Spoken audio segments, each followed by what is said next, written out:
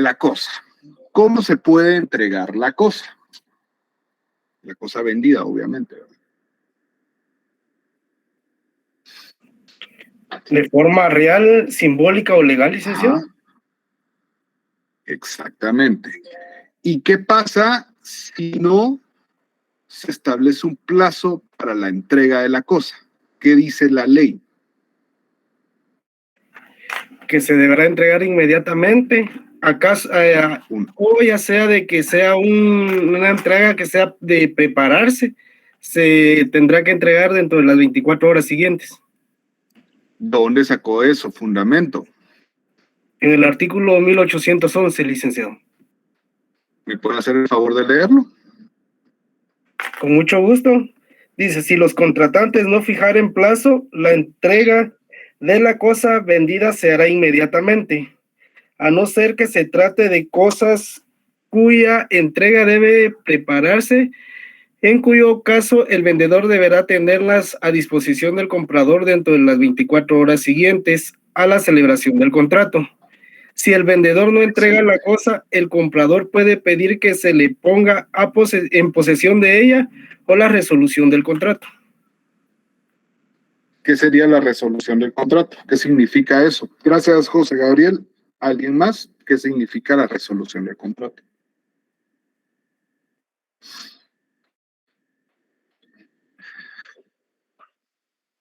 Licenciado, tendría como que la cancelación del contrato.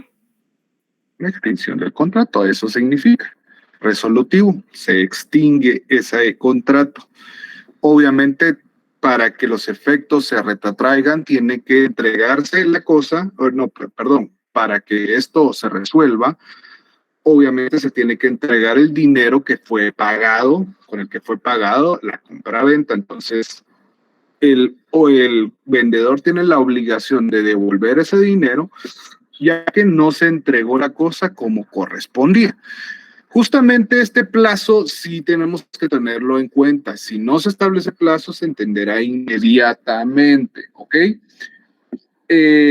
Si se tiene que preparar 24 horas. Entonces aquí nos da la salida para eso. El artículo 1812, por otra parte, ¿qué es lo que establece? Y que me haga el favor de leerlo y quiero que participe no solo José Gabriel, sino que participen los 64 estudiantes que están aquí conectados. Buenas tardes, licenciado. Artículo Buenas tardes. 1812. La entrega de la cosa vendida se entiende verificada. 1. Por la transmisión del conocimiento, certificado de depósito o carta de porte. 2. Por el hecho de fijar su marca el comprador con consentimiento del vendedor en las cosas compradas. Y 3. Por cualquier otro medio autorizado por el uso. Ok. ¿Qué establece el 1812? Aquí están inmersos títulos de crédito, que ustedes lo encontrarán en el artículo 1380, no, en el 385 del Código de Comercio, y ahí estamos viendo esos títulos de crédito. Pero para entender el concepto de este artículo, nos referimos a que si la cosa es depositada por medio de un conocimiento, con un conocimiento que da y hace conocimiento de que se está entregando un certificado de depósito, eso quiere decir de que hay un depósito de la cosa en un almacén previamente establecido, o carta de porte, que se refiere a un contrato de transporte donde se está trasladando la cosa de un lugar a otro. Eso hace entender de que se está inmersa esa entrega y que se tiene como válida. Por el hecho de fijar su marca con el comprador, el consentimiento del vendedor, la cosa es comprada. Entonces, lo más importante del artículo 1812 es el primer inciso donde entendamos donde están estos conocimientos o está el depósito o la carta de porte, donde se está haciendo por medio de contratos mercantiles y o títulos de crédito. ¿Entendimos eso? Sí. Ok. Entonces entendemos de que si se traslada, imaginemos de que viene el señor Franklin Jonathan y me va a comprar un vehículo, pero el vehículo lo tengo en PT. Entonces, yo hago y mando un conocimiento donde la grúa lleva el vehículo. Entonces, ahí yo realmente ya contraté un contrato de transporte para que le lleven la cosa a don Franklin. Entonces, eso entenderemos como que lo estamos entregando en ese momento. Sí. El artículo 1813 prevé otra situación, que es lo que establece. Perdone. Sí, Wilson. A mí me quedó un poco de duda en este artículo, o sea, no lo entendí mucho. Si fuera tan amable de explicármelo de otra forma, en 1812. Ajá. Bueno, la entrega de la cosa vendida se entiende verificada o se entiende realizada cuando se dan varias situaciones, pero el inciso 1, que es el que resalto, el conocimiento es un documento donde se hace mención de que se está entregando determinada cuestión. El depósito se refiere a un título de crédito, el contrato, el certificado de depósito, que hace constar que la cosa está depositada en un almacén determinado. O la tercera, la carta de porte, que es un contrato de transporte donde ya corresponde a un transporte terrestre de trasladar de un lugar a otro. Ahí estamos verificando, la ley nos está diciendo de que se toma como válida la entrega de la cosa, ¿ya? Cuando se dan esas situaciones, no la está entregando inmediatamente, sino que hay un depósito, hay un conocimiento o hay un contrato de transporte que está trasladando la cosa. Ya le entendí ahora sí, Lick, muchas gracias. Con mucho gusto. Ahora el artículo 1813. A ver, quiero que me lea este artículo Jorge Daniel Velázquez.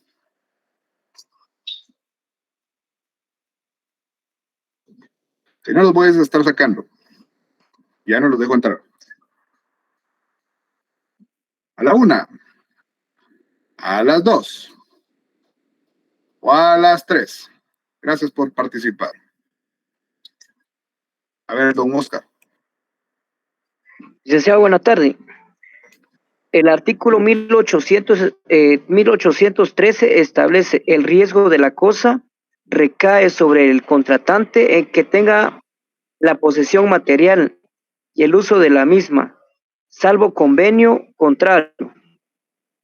¿Qué entendemos de este artículo? A ver, allí sí es a todo el público. ¿Qué entendemos de esto? Analicen. Yo necesito que ustedes analicen. El segundo examen estuvo con casos un poco más simples, pero necesito que su análisis vaya incrementando. No solo para efectos del curso, es porque ustedes ya están acercándose a cerrar el curso. Entonces, necesito que se pongan pilas. ¿Qué entendemos con este artículo? José Gabriel. Licenciado, yo entiendo este artículo como, por ejemplo, de que usted y yo estemos pactando la compra de un vehículo y usted me lo dé durante unos días para poderlo probar. Entonces, si yo llego a chocar el carro, por decirlo así, yo tengo que hacerme cargo de los costos de reparación del vehículo. Justamente. ¿Alguien más tiene otra postura?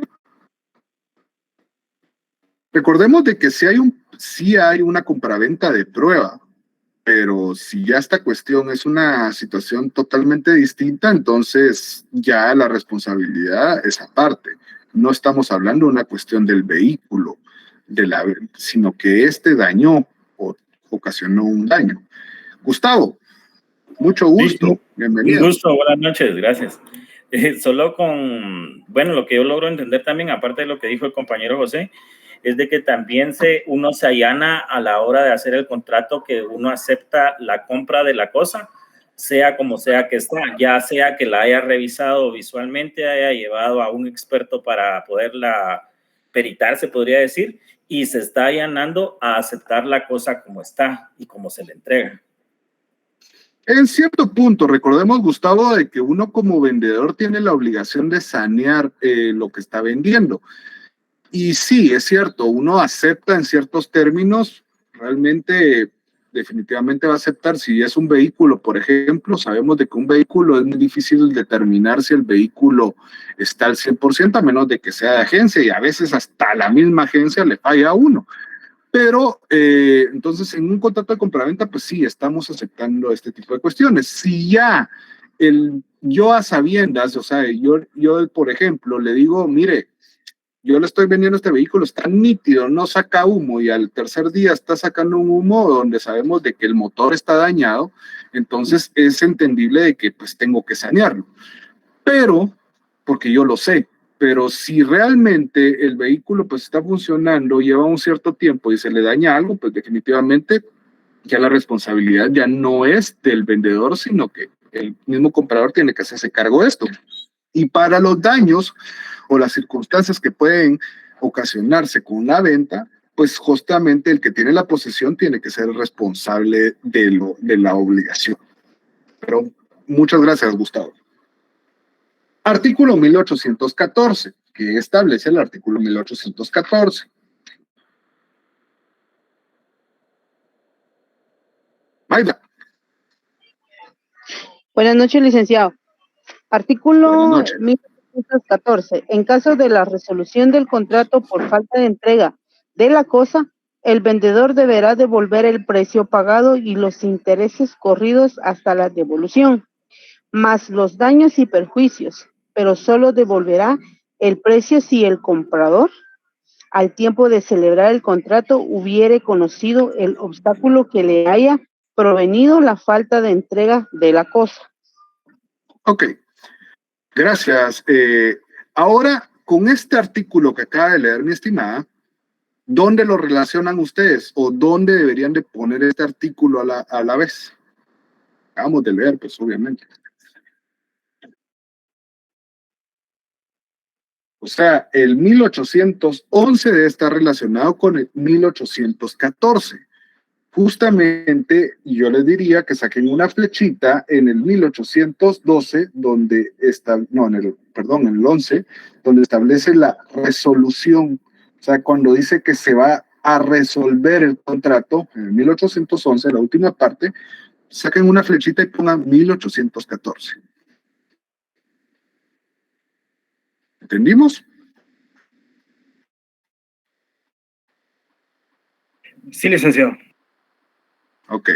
¿Por qué lo tenemos que relacionar? Obviamente, si en 1811 nos está diciendo de que se va a resolver, en 1814 nos complementa. ¿Y cómo va a ser la forma de resolver ese contrato o extinguir ese contrato? Se tiene que devolver y se tiene que pagar intereses. ¿Estamos? Entonces, es importante. Ahora nos vamos a ir saltando unos cuantos artículos porque obviamente todo esto es importante, pero realmente no nos da el tiempo para poder irnos artículo por artículo en cada uno de los contratos, pero nos vamos a pasar al 1819. Quiero que alguien lo lea, que me digan por qué es importante, por qué lo consideran importante. Sonia. Artículo 1819. Cuando las cosas fueren entregadas en fardos o bajo cubierta que impida su reconocimiento y el comprador hiciere una formal y expresa reserva del derecho de examinarla, podrá reclamar dentro de 3 días inmediatos al de la entrega, comprobando las faltas de cantidad o defecto de calidad. Excelente. Ahora, ¿por qué es importante esto? Eso quiere decir fardos o que están embalados o están sellada la mercadería, y definitivamente no podemos comprobar la calidad en ese momento. O sea, usted tiene el derecho de comprobar la calidad siempre, pero imagínese de que abrir uno de los quintales o abrir cada uno de los quintales de café le va a representar tiempo, y el tiempo para muchos, y realmente así es, el tiempo es dinero. Entonces, eso puede entorpecer la relación comercial que usted va a tener posteriormente, entonces usted no lo hace. Está confiando en la buena fe y la verdad sabida, principios mercantiles. Ok, le hacen la transacción, usted compra y de repente cuando llega pues realmente no es la mercancía. Entonces, ¿qué puede hacer? ¿Qué puede hacer, señorita Darling Quiñones? ¿Qué puede hacer? Nadie más contesta, solo Darling. 5, 4. Después de, según Ahí lo que está. dice, perdón, Gracias. licenciado, es que aquí en mi casa también hay algo de ruido, entonces me tuve que alejar. No tenga pena, pero yo quiero que estén aquí avispas, si no, ¿para qué Sí. están adentro? Si medio ponen atención, no sirve. Pero dígame, Darling, ¿qué puede hacer? Reclamar dentro de los 3 días inmediatos a la entrega, según lo que dice el artículo. Excelente. Y entonces, gracias, Darling.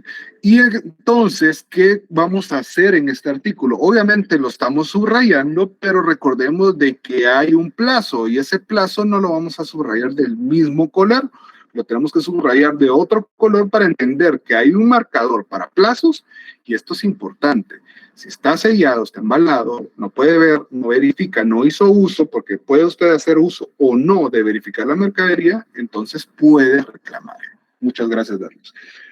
El artículo 1820 establece otro plazo. ¿Qué es lo que dice el artículo 1820?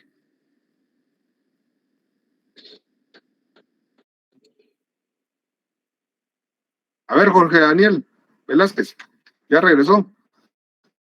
¿Me puede repetir, por favor, licenciado? Ahí está. Gracias, Jorge Daniel.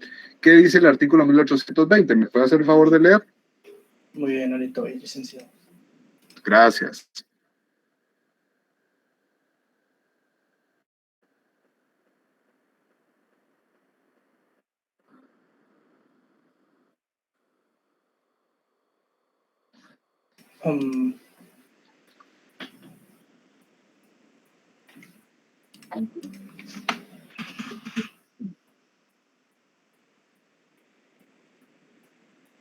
¿Puede o no puede, mi amigo? Si no, no hay pena. Sí Nadie más. puedo, es que lo estoy buscando, perdón, licenciado.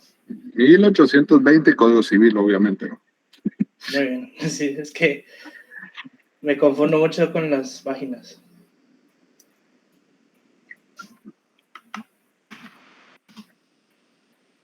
Si la venta fuera de bienes inmuebles y se hubiese hecho fijando su área o a razón de un precio por unidad de medida, el comprador está obligado a pagar lo que se halle de más y el vendedor a devolver el precio correspondiente a lo que se encuentre de menos.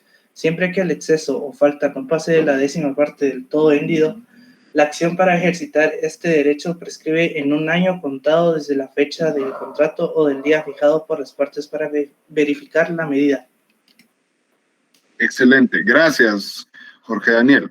Ahí está, ya está pilas. Bueno, importante, aquí nos delimitamos en la cosa y ya nos estamos enfocando en bienes inmuebles. Recuerden que su clasificación en derecho anterior o no sé, o creo que el primero, no sé si cómo está ahora la organización, pero la propiedad y los derechos reales, ahí está la clasificación de los bienes muebles y bienes inmuebles. Aquí nos está diciendo bienes inmuebles. Entonces, aquí hay algo importante. Realmente esta situación en la vida real es muy complicada de realizarse, pero les explico. Lo que pasa es de que muchas de las mediciones que se hicieron en la antigüedad no eran exactas. Y muchos ahora venden pues simplemente el terreno si lo tienen definitivamente delimitado, pero puede variar estas cuestiones y más importante aún, va a variar muchas veces, en la mayoría de casos, con lo que está establecido en el Registro General de la Propiedad. Entonces es un poco complicado establecer o delimitar esto. Pero si se diera la situación en donde el comprador adquiere una propiedad de acuerdo a la medición del terreno, y él, por ejemplo, dice que va a comprar una caballería, pero realmente es menos de la caballería ya establecido, usted lo compró y le dijeron que era una caballería. Cuando ustedes verificaron, usted hizo su verificación posteriormente y se da cuenta que no es una caballería, que es menos. Entonces, aquí usted puede ejercitar ese derecho para que le devuelvan la cantidad relacionada a los metros que ustedes acordaron. Imaginemos de que cada porcentaje lo va a tener una cantidad de dinero, y si se es menos de la caballería, entonces se tiene que reducir ese precio y lo tiene que devolver. ¿Quién? ¿Quién es el que va a devolver ese dinero? El vendedor. El vendedor. El vendedor, justamente. Entonces, por eso es importante que entendamos cómo es que opera. Pero, ¿qué pasa si usted no hace esa reclamación en el tiempo establecido? Se da por aceptar. Se da por aceptada, y aquí prescribe o caduca su acción. Prescríbele. Justamente. Entonces, usted tiene un año, ahí dice, el derecho prescribe, o sea, aquí era bien fácil, solo con leerlo decíamos, tiene un año para ejercitar eso. Si no lo hace, justamente como lo mencionó el compañero Roberto, realmente ya no puede exigir eso. ¿Estamos?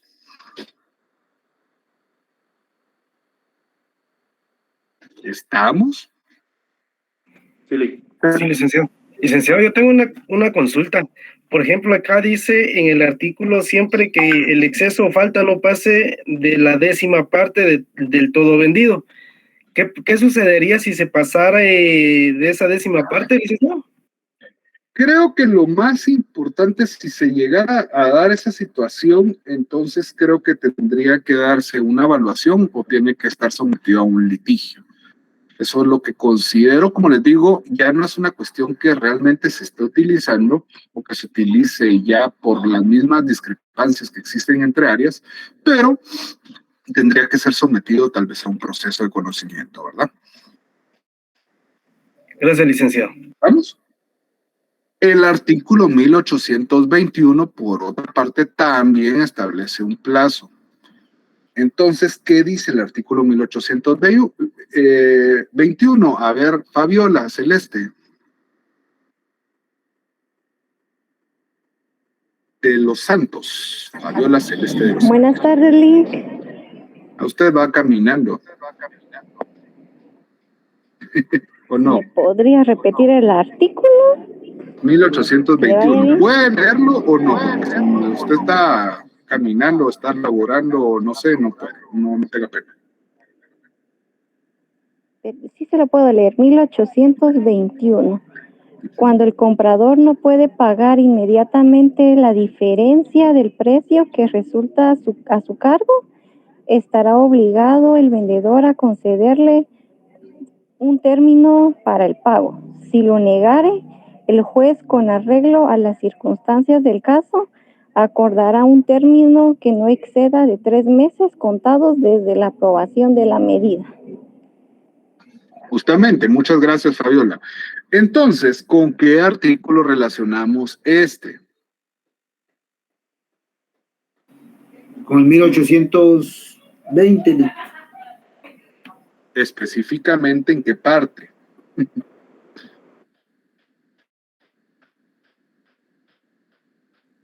Específicamente, ¿en qué parte? ¿El primer párrafo, licenciado?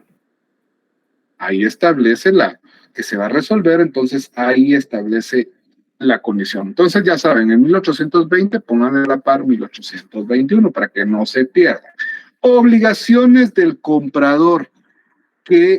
¿Cuál es la obligación? Sin leerlo, que se les ocurre lo más importante que tiene que hacer el comprador. Si ya dijimos, para que tengamos ese orden de ideas, si ya dijimos que el vendedor, en su primera parte, tiene la obligación de entregar, ¿cuál será la principal obligación del comprador? Pagarle. Justamente. En lugar y forma. Sí, ¿perdón? José Luis. En lugar y forma. Estipulado. Pagar en el lugar y forma estipulado en el contrato, sí, justamente. Entonces, ¿qué dice el artículo 1825? Que me haga el favor de Eric Blanco de leer.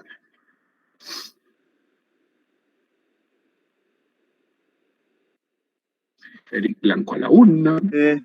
Buenas noches, Lick. El artículo 1825, la obligación principal del comprador es pagar el precio en el día, lugar y forma estipulados en el contrato. A falta de convenio, el precio debe ser pagado en el lugar y momento en que se hace la entrega de la cosa. Justamente, ahí sí, establecemos la principal obligación siempre va a ser pagarla. Es algo bien sencillo, no vamos a salirnos de la regla matemática. Y como dijo José Luis Hernández, es no solo pagarlo, sino también en el tiempo y lugar o modo que se establece en el contrato que da origen a esto. Pero si no establecemos en qué tiempo se debe pagar, la ley prevé esa situación y nos dice que debe hacerse en qué. ¿En qué momento? ¿En el lugar y forma, licenciado? No. En que se hace la En el entrega lugar y- de la cosa. En el que se hace la entrega de la cosa. Gracias, Edith. Entonces, ahí es bastante simple. Aparte, el artículo 1826 que establece, a ver, que me haga favor de leerlo, Fátima Ramírez, por favor. Usted siempre participa, entonces no le va a costar.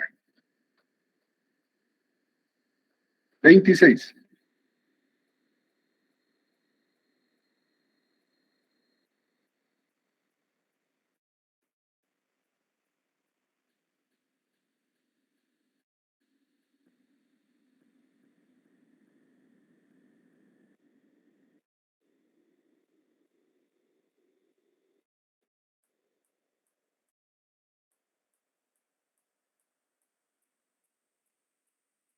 Ok.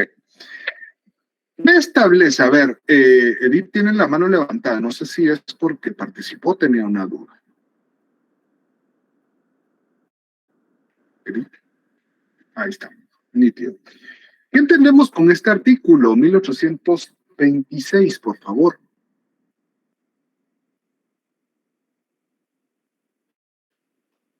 A ver, ¿qué entendemos con este artículo? Dije. Lick, buenas noches. Noches. Realmente lo que entiendo yo es como, por ejemplo, cuando uno arrenda algo o compra algo por pagos, se podría decir, porque ahí es si uno se atrasa en los pagos y en el contrato está especificado de que se tiene que pagar intereses por atrasos o si se tiene que pagar regalías a la hora de haber alquilado o dar en usufructo algún mueble, bien inmueble o buen mueble. Bueno, más o menos, Gustavo, usted agarró 3 contratos de un solo, habló de la compraventa en su primera parte, después en el arrendamiento y después el contrato de usufructo. Entonces, no, bueno, vamos a ver, el comprador que no ha pagado el precio y ha recibido la cosa. ¿Alguien tiene el micrófono abierto, Juan Francisco? Sí, soy yo, licenciado. Bueno, pues, que no ha recibido la cosa, está obligado al pago de intereses en los casos siguientes. O sea, yo voy a venderle un taxi a Juan Francisco, por decir una cosa. Juan Francisco ya tiene el taxi. Ahora, Juan Francisco no me ha pagado. ¿Qué procede? De conformidad con lo establecido ahí en el artículo 1826, lo que procede es que primero habría que ver cómo se estipuló el contrato, ¿verdad? Según el literal 1. Luego, pues, si el taxi obviamente va a producir frutos, si está la licencia activa y si está el vehículo en las condiciones saneadas para poder ejercerlo. Entonces, ahí habría que pagar intereses de acuerdo o de conformidad con lo que así estipule el contrato según lo que sea previsto. Y por otra parte, cuando hay que pagar intereses es cuando el cobro es requerido por la vía judicial o algún notario le ha requerido el pago ya por la vía correspondiente. Excelente, Juan Francisco. En otras palabras, para En otras palabras, para que todo el mundo entienda, tal vez no me di a entender, para que salgamos de este bache que estamos hablando. Yo le vendí a Juan Francisco ese vehículo, le entregué la cosa y él no me pagó, estaba estipulado en el contrato. Sin embargo, como no me pagó, yo ya me asusté, entonces yo requería a Fátima Ramírez para que haga el requerimiento de pago, porque ella es notaria, es para que haga el requerimiento del pago y el cumplimiento de ese contrato. Entonces, la obligación de Juan Francisco, porque ya hubo un requerimiento y sí estaba estipulado en el contrato, obviamente es de que me pague intereses. Así de sencillo. Otra cosa fuera de que yo le diera el vehículo a Juan Francisco como prueba y que le diera un mes de gracia para utilizar los frutos o las ganancias del taxi y que no me lo pague. Entonces ahí la condición del contrato es distinta. Ojo, si en el contrato establezco otras estipulaciones, este artículo no va a tener validez porque ¿por qué nos vamos a basar primero por nuestro contrato? Toda vez no sea contrario a la ley. ¿Entendimos? ¿Sí? Sí, ley. Okay. El artículo 1828, pónganle arriba derecho de, y ahorita vamos a rellenar ese derecho de qué es. ¿Quién me hace el favor de leer el artículo 1828? Para que no esté sacando yo a la gente. Olga, diga. El artículo 1828. Si el comprador fuere perturbado en la posesión o hubiere motivo justificado para temer que lo será, podrá el juez autorizarlo para retener la parte del precio que baste a cubrir la responsabilidad del vendedor, salvo que éste haga cesar la perturbación o garantice el saneamiento. Ok, gracias, Olga. ¿Qué entendemos de este artículo y qué es el derecho de qué será que pusimos arriba?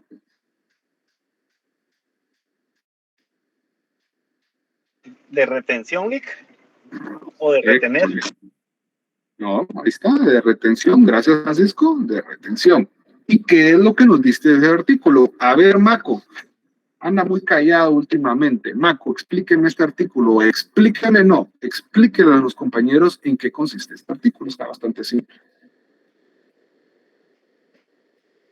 Si todavía puede hablar, Maco. Si no, tranquilo. Pero que no puede. Fíjese que yo acabo de encontrar a Maco, iba en moto. No sé si eso le impida... No, entonces olvídenlo. Sí. Pues, ayúdenme, Juan Francisco. Con mucho gusto, Lick. Pues el artículo se refiere a que si digamos yo ya hice un contrato de compraventa, ya la cosa fue entregada, pero por ponerle un ejemplo, fue un bien inmueble y hay un cuarto que los antiguos propietarios no me desocupan. Entonces esto podría tomarse como una perturbación de la habitación o del uso de la cosa. Entonces yo puedo venir y retener las cuotas pendientes que tengo del pago hasta que el bien inmueble sea saneado por parte del vendedor. Puede haber muchos otros ejemplos, podría ser el vehículo que no tenía las condiciones con las que se habían pactado o algunas otras situaciones, pero ese derecho de retener le permite a uno el no pagar las cuotas pendientes hasta que la cosa sea saneada. Justamente hasta que se cumpla la responsabilidad. Excelente. ¿Entendimos todos? Sí. Todos entonces. Gabriela Siam, ¿entendió? Gabriela Siam, a la una. Ahí está, gracias. Qué feo que les tenga que estar diciendo y que los esté amenazando con sacarlos como que fueran niñitos, hombre. Están conectados, están poniendo atención, si no, ¿para qué están conectados? Mejor estarían viendo tele, comiendo sus frijolitos tranquilos, sin estarme oyendo. A ver, Wilson. Lick, y si en dado caso, digamos, ya no quedan cuotas pendientes por parte del comprador, se va con el juez. Ah, ya. Pues ahí sí no quedará, o sea, usted ya no puede retener nada porque ya está pagado, ya se perfeccionó el contrato, pero como ahí hay una palabra clave, o sea, si se perfeccionó el contrato, pero realmente existe algo que impida mi posesión o que la está perturbando, entonces yo ya acudo a un juez para que haga que cese esa obligación y en todo caso, pues, o que se rescinde el contrato o que se paguen los intereses o daños y perjuicios que pudieran ocasionarme por perturbar mi posesión. Entonces aquí ya obviamente necesita la intervención de un juez. Muchas gracias, Lick. Perfecto. Bueno, después nos vamos al capítulo 4. ¿Y qué es el capítulo 4? Eddie establece el capítulo 4. Compraventa por abonos con o sin reserva de dominio. Ahora, Andrea, palabras simples, no es un técnico profesional, sino quiero que me explique qué entiende usted cuando dice compraventa por abonos, con o sin reserva de dominio. Primero, compraventa por abonos y después ya podemos ver si podemos hablar de con o sin reserva de dominio. ¿Qué cree que es eso? Palabras simples. Por partes, sí, los pagos por partes. Por partes no se dice. Por amortizaciones. Por amortizaciones, gracias. Y para que sea técnica, pero ¿y qué más?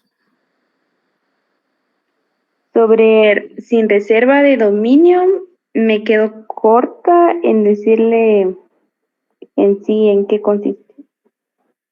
Ok, no hay problema.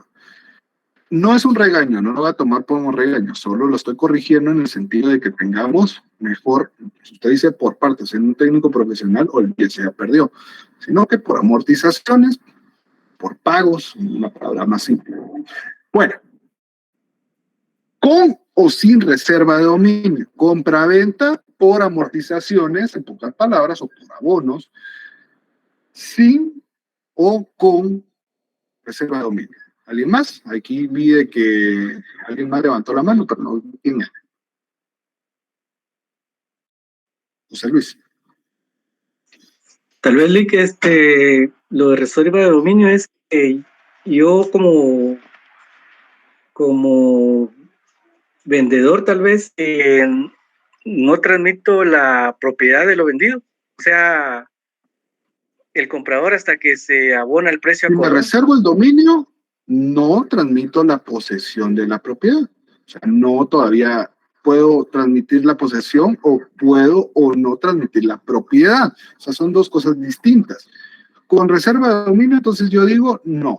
Usted puede tener la posesión, pero los papeles o las escrituras o la escrituración no se da hasta que usted me pague la totalidad, que eso es lo que comúnmente se da, ¿sí? Tiene la posesión, pero no tiene la propiedad como tal. Hasta que usted termine de pagar, usted va a tener la posesión y la propiedad. Sí, Juan Francisco.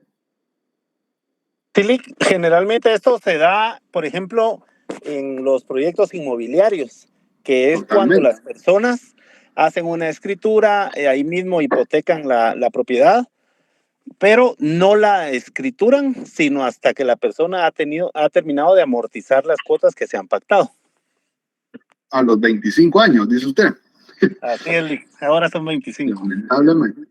25 o más. Gustavo. Gracias, Juan Francisco. Sí, Lick, yo por lo de Juan Francisco, y ahora también se da mucho ahora de que venden muchas motocicletas. Entonces ahí también se podría ver lo de la reserva de dominio. Puede estar a nombre de la persona, pero no la puede vender, no puede hacer el traspaso, no puede hacer nada. La puede utilizar, pero no la puede negociar hasta que la termine de pagar. Depende de cómo es el contrato en sí, porque sí puede venir y tener un contrato de compraventa donde ya aparezcan los papeles, pero hay una reserva, una cláusula específica que lo obliga a no transferirla. O lo que hace la mayoría cuando se trata de bienes muebles, como por ejemplo motocicletas, pues usted tiene la posesión, pero todavía no tiene la propiedad por completo. Por supuesto, se están amparados en un título ejecutivo. Si usted no lo cumple, le ejecutan y le quitan la moto e intereses. Pero buen ejemplo, Gustavo. Entonces, eso es lo que entendemos. Ahora veamos el artículo 1834 que establece. ¿Alguien que me haga el favor? Gracias.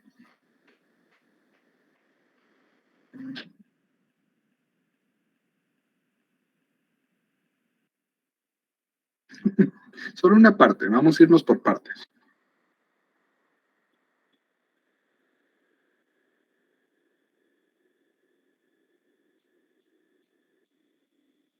Listo.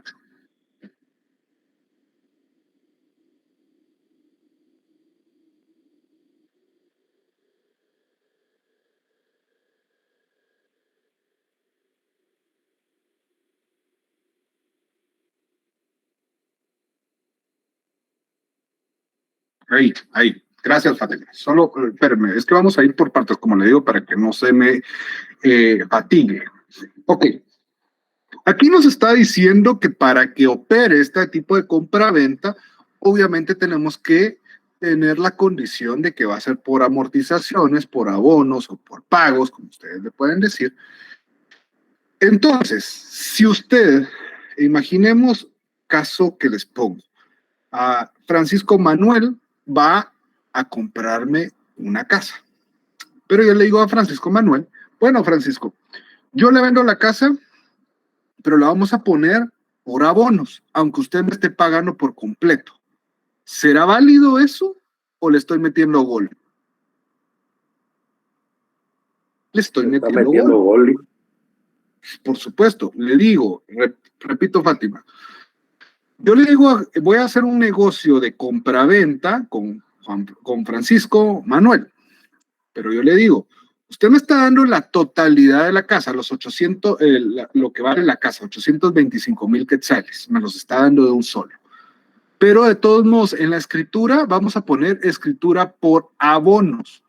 La pregunta es, ¿le estoy metiendo gol? Sí, porque la ley establece que esta va a ser válida solamente si se va a dar por amortizaciones. No tiene caso establecer una compraventa por abonos si no hay amortizaciones. Si ya me lo pagaron por completo, es una compraventa común corriente. Se acabó. Entonces ahí le estoy metiendo gol. 1.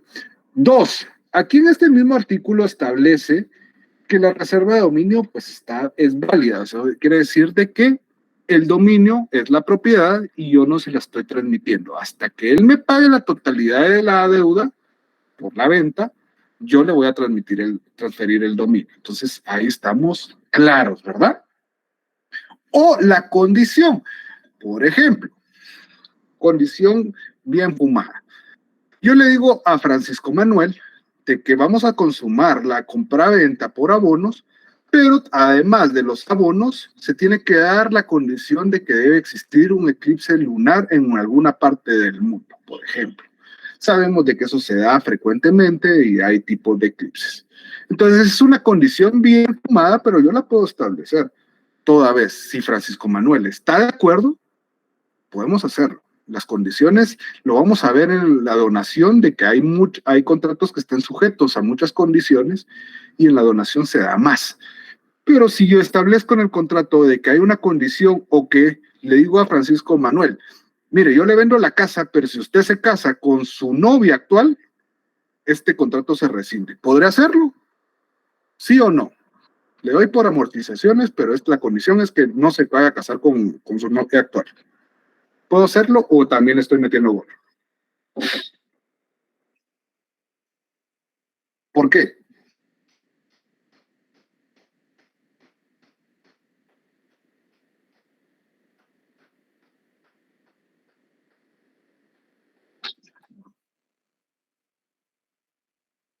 Muy loco.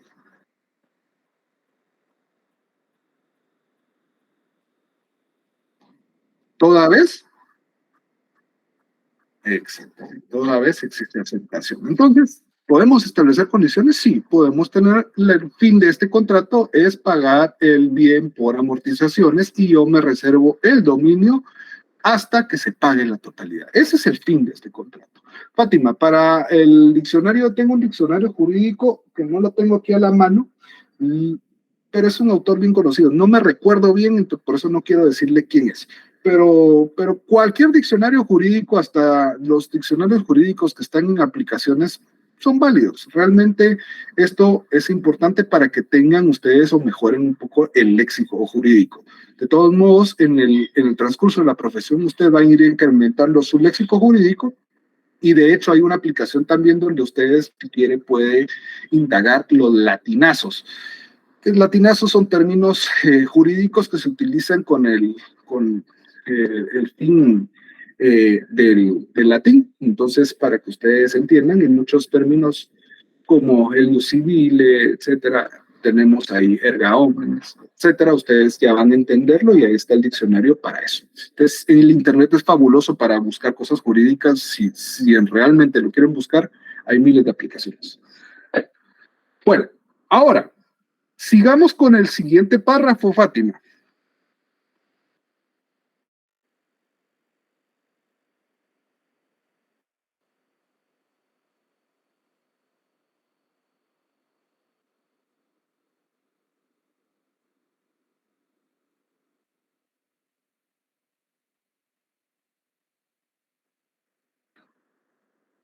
Enajenación.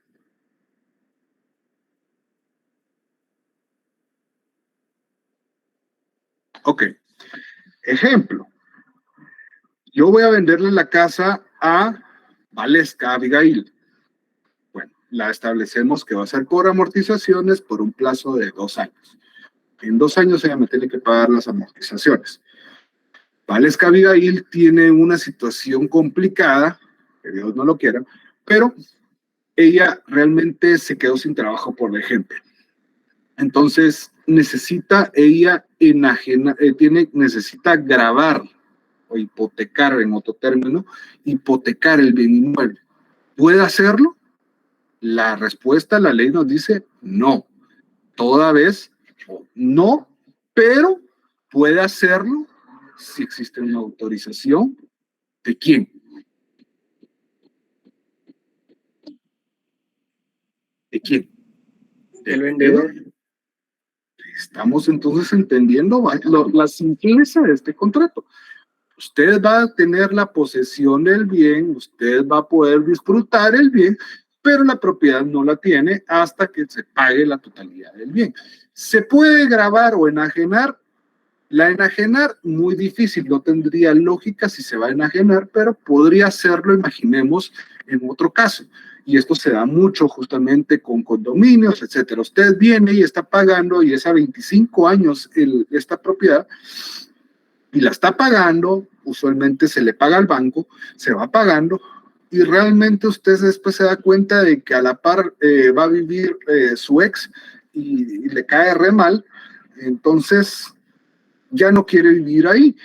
Entonces, ¿qué puedo hacer? Pues puedo vender este derecho que yo estoy adquiriendo, esta propiedad la puedo vender toda vez si el banco me da la autorización. Entonces, si me da el banco la autorización, entonces puedo enajenarlo. Puedo grabarle también. Si me dan la autorización, entonces lo puedo hacer. ¿Entendimos este concepto o estos conceptos? Sí, Lick. Ok, vamos Sí, bien. Tercer párrafo, Fátima, ya vamos a terminar.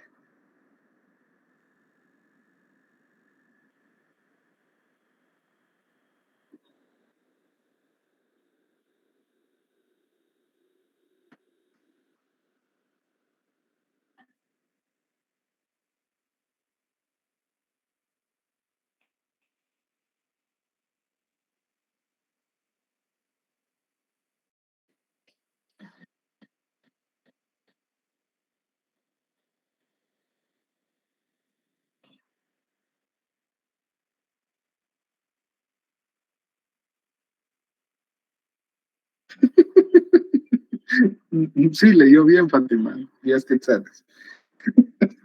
Por supuesto, esto ya no es válido realmente los 10 quetzales, pero sí es válido todo lo que más se establece. El juez no va a establecer una multa de 10 quetzales, va a establecer una multa y usted se puede ir por daños y perjuicios, etcétera, etcétera, etcétera.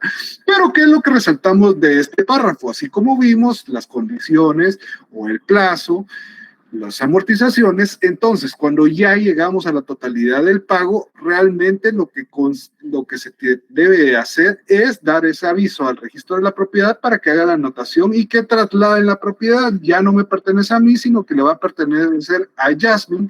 Entonces, ahí se va a extinguir ya mi obligación como vendedor, porque ya a mí ya me pagaron.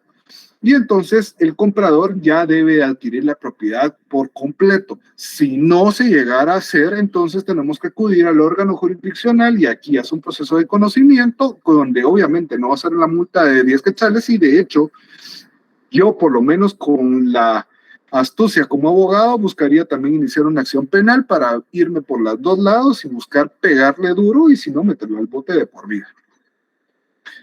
Entonces ahí ya dependerá, ¿verdad? Pero eso es lo que entendemos en síntesis del contrato de por abono y con reserva o no de dominio. ¿Estamos? Bueno, el artículo 1835 nos complementa. Que alguien más me haga el favor de leerlo porque Fátima hasta se desgastó, ya no tiene voz. Es alguien más. Se lo leo yo, Lick. Por favor, Mayra. Dice artículo 1835, la venta con pago del precio en abonos con o sin reserva de dominio de bienes inmuebles o de muebles susceptibles de identificarse de manera indubitable debe inscribirse en el registro de la propiedad. Su rescisión o resolución producirá efectos contra terceros que hubiere adquirido los bienes de que se trata. En el contrato se refiere a bienes muebles que no puedan identificarse o por lo mismo su venta no pueda registrarse. No serán perjudicados los terceros adquirientes de buena fe. Ok, este artículo complementa lo anterior y esto se trata cuando se resuelve, pues ahí van a incurrirse responsabilidades y nos menciona también bienes muebles. Ojo, este código pues, es un código antiguo, obviamente. Ya ahora no necesariamente se tienen que inscribir de muchos bienes muebles, no se van a hacerlo, pero por ejemplo, aviones o cuestiones así, o barcos, todavía tienen una parte o una intervención del registro de la propiedad. Pero ahora sabemos de que el registro que va a predominar siempre va a ser la SAT, la Superintendencia de Administración Tributaria, donde también se va a mantener ese registro para la circulación y para toda la cuestión, ¿verdad? Pero aquí nos está estableciendo cómo va a operar y la responsabilidad que puede ocasionarse. Esto es lo que tenemos que resaltar. El último, vamos a ver, permítanme, antes de que comencemos. Sí, vamos a leer el artículo 1836 porque tiene un plazo, permítame, Maco, y después nos vamos a ir ya al trato de rescisión. Sí, Maco, ahora sí. Maco, ya llegó, ya no va a manejar una moto porque si no, no me habla. Maco, levantó la mano, pero creo que no. No. Vamos al artículo 1836, por favor. Sí, disculpe, ¿me escucha ahí? Ahora sí. Perdone. Le quería preguntar si en ese artículo anterior no entraría ahora lo que es, por ejemplo, la compra de vehículos y que se registran por el tema de garantías mobiliarias porque están en el crédito. Sí, justamente. Ok, gracias. Ahora, ese registro, pues obviamente es un registro nuevo, muy nuevo. Vamos a ver más o menos 2009, 2010, más o menos por ahí tengo noción. Entonces, obviamente el registro, este artículo, pues hay muchas cuestiones que ahora se registran en otro lugar donde ya no le corresponde al registro de la propiedad, pero ahora se aplica supletoriamente para eso. Buena observación, qué bueno que ya está. Gracias. Entonces, vamos al artículo 1836.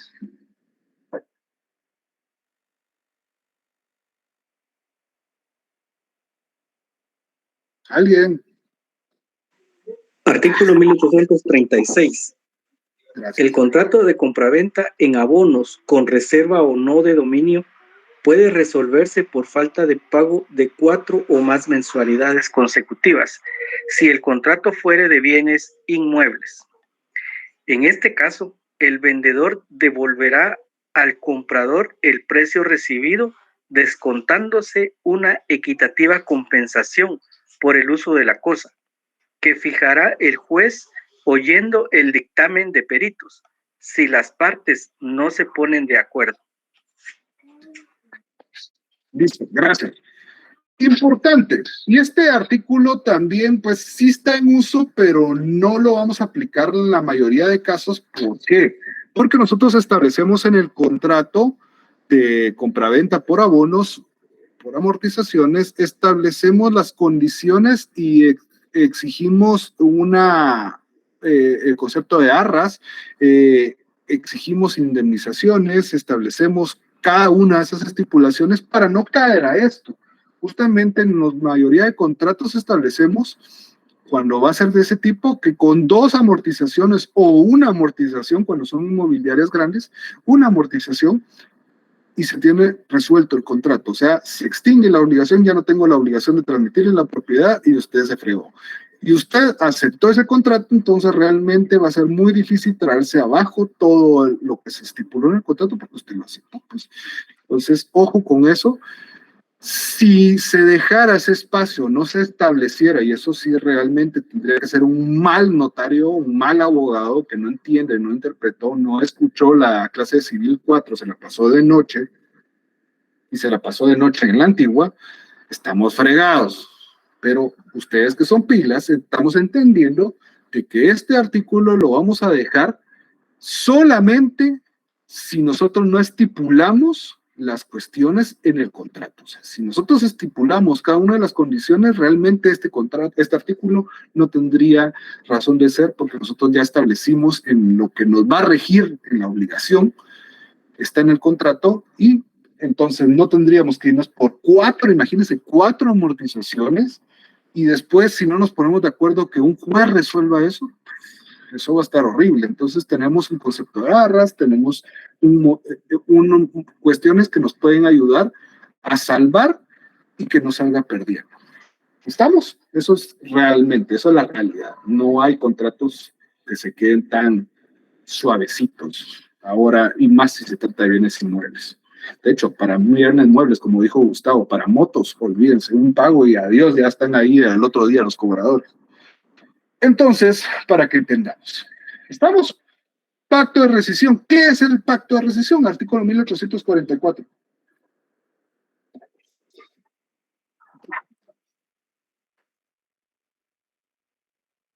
Capítulo 5. Chelsea, perdón. Artículo 1844. Pueden las partes estipular el contrato que la venta se rescindirá si no se paga el precio en cierto día determinado. Sin embargo, el comprador de bienes inmuebles podrá pagar el precio después del día señalado mientras no hubiere incurrido en mora en virtud de requerimiento. Ok. ¿Qué será eso? Gracias, Chelsea. ¿Qué será eso? A ver, pregunto al público presente. A ver, yo creo que Jorge Roberto Morales no he tenido nunca el privilegio, gusto y honor de escucharlo. Entonces, ¿qué me dice Jorge Roberto Morales?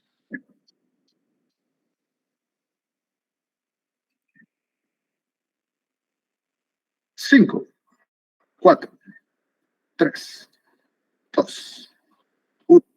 Ahí está. A ver. Levantó la mano. Ajá. ¿Y qué pasó? ¿No puede hablar? Levante la mano si no puede hablar. A ver, Hanna Andrea Tomás Chicón. ¿Qué dice este artículo? ¿Qué será el pacto de rescisión?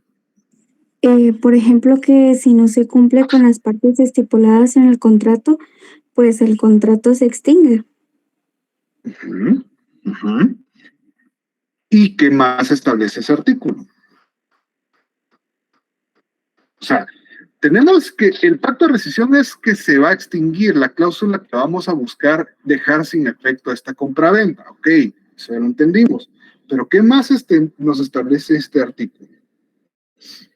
Hay una situación que está inmersa dentro de ese contrato, de este artículo. ¿Alguien más que me ayude? Voy a afectar un poquito, pero porque ando afuera, pero lo que recuerdo de lo que se leyó en el artículo es que el comprador sí podrá hacer efectivo el pago un día después de lo pactado, siempre y cuando esto no haya incurrido en moras y multas o en alguna situación que afecte directamente la negociación.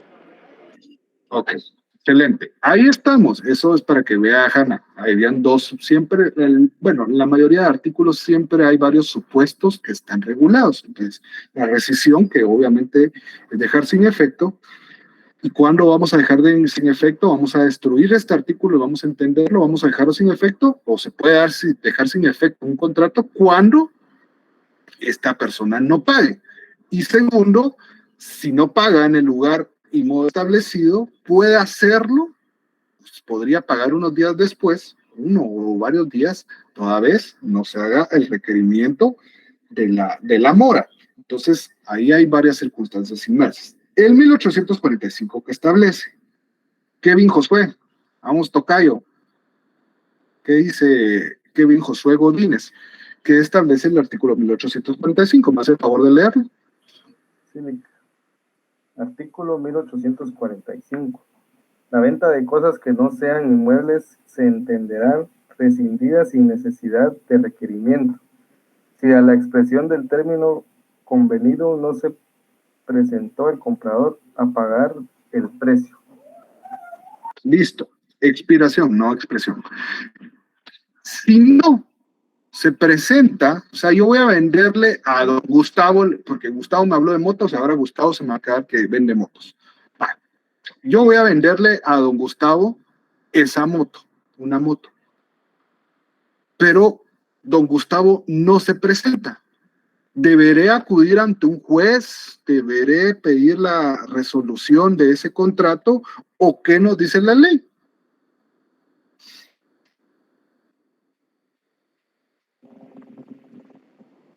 Está por terminado, Alex. Ahí se extinguió. Se acabó.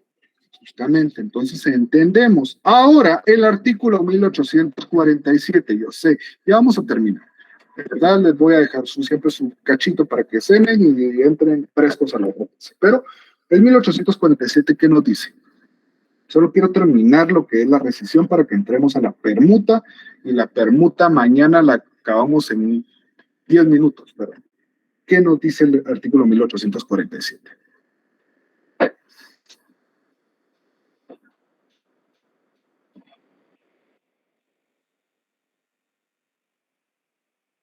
A solicitud.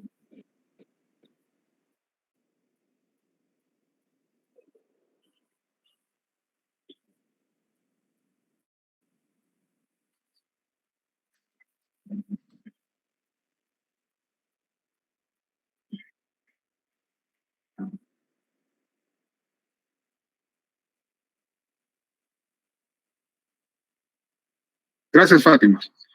¿Qué quiere decir en pocas palabras? Yo le voy a vender a don Gustavo la moto. Es una Harley Davidson. Los que no saben de motos, es un dios de motos. Es hermoso. Entonces le voy a vender una Harley hermosa, pero don Gustavo me está ofreciendo 150,000 quetzales. Pero don Maco, le gustan también las motos, me ofrece 200,000. ¿Qué hago? ¿Qué hago, José Leonardo Pérez? ¿Qué hago? Ayúdeme, Lick, no sé qué hacer. Pues es simple, ¿verdad? Se le daría al que ofrezca más. ¿Según qué artículo? ¿Qué es lo que estableció el artículo 1847?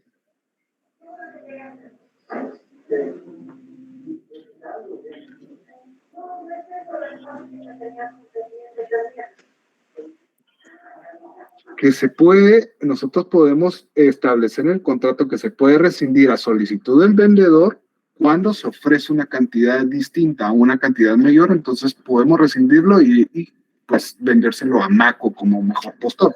A eso se refiere. Don Gustavo. Sí, pero también el artículo que se mencionó, que sería el 1847, le da un plazo de 3 meses si es un bien. Obvio. El otro le da un plazo de 6 meses. Si en esos 3 meses paga una letra o 2 letras, no se lo podrían quitar. École, así se defendió y usted se adquirió una Harley Davidson. Cuando yo llegue a tener una Harley Davidson y no la quiera, bueno, y la quiera vender, que eso sería muy difícil, pero la quiera vender, entonces voy a pensar en usted, don Gustavo. Entonces, ahí tenemos, entonces, cómo es que opera. Ya ven, es que también eso es lo mágico del derecho, que ustedes lo están ahorita leyendo, pero también están familiarizándose con ejemplos, casos concretos. Leer el artículo es aburridísimo, pero aplicarlo en la vida real le salva la vida como abogado. Qué pena de que realmente usted, por desconocimiento, por no interpretar el artículo, pues termine perdiendo en todo. Entonces, ese es el chiste y ese es mi fin como ustedes, como docente, y para ustedes, que ustedes entiendan de lo que estamos hablando. Qué aburrido, en verdad, solo memorizar las cosas para que realmente cuando lleguen a ser profesionales no tengan idea de lo que están haciendo. Por lo menos tener una pequeña noción es, para mí, ya hice mi trabajo. Pero por lo menos yo eso así veo a la forma de la docencia. Muchos podrán ver los resultados en cuanto a las notas realmente son subjetivas, puede que sean muy pilas o realmente puede ser un buen copión, lamentablemente. Último artículo y nos vamos a comer. Artículo 1851. ¿Qué establece el 1851? Artículo 1851. La rescisión voluntaria de la venta sin pacto especial previo solamente puede hacerse dentro del año de la celebración del contrato, si se tratare de bienes inmuebles o derechos reales sobre los mismos, y dentro de los 6 meses si se tratare de otros bienes. Excelente, gracias a Azucena. Entonces, ¿qué hacemos? Voluntariamente hay varias causas para poder rescindir el contrato. Una de las causas es la falta de pago, otra de que exista un valor más, otra que no se cumpla con el plazo o con la condición, otra de que sea voluntaria, simplemente no nos pareció, entonces aquí nos tenemos que regir bajo estos plazos. Obviamente, esto, lo vuelvo a repetir, si no lo estipuláramos en el contrato, nos iríamos a lo que establece la ley. Si lo estipulamos en el contrato para que opere la rescisión, entonces nos vamos a basar por lo que dice el contrato, toda vez no sea contrario a la ley.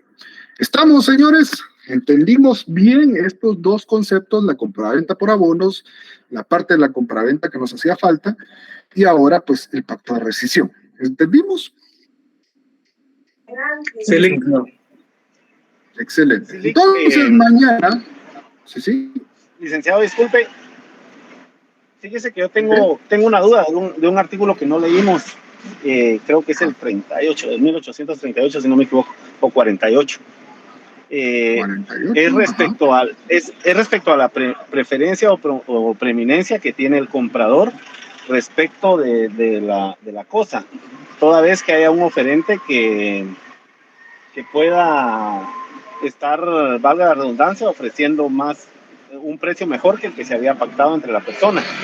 Y yo quería consultarle si esta preeminencia o preferencia tiene que estar estipulada en el contrato o se da de oficio, porque pudiera ser que yo como vendedor preferiría darle el bien a la otra persona que con quien yo había pactado antes. No, debe estar en el contrato.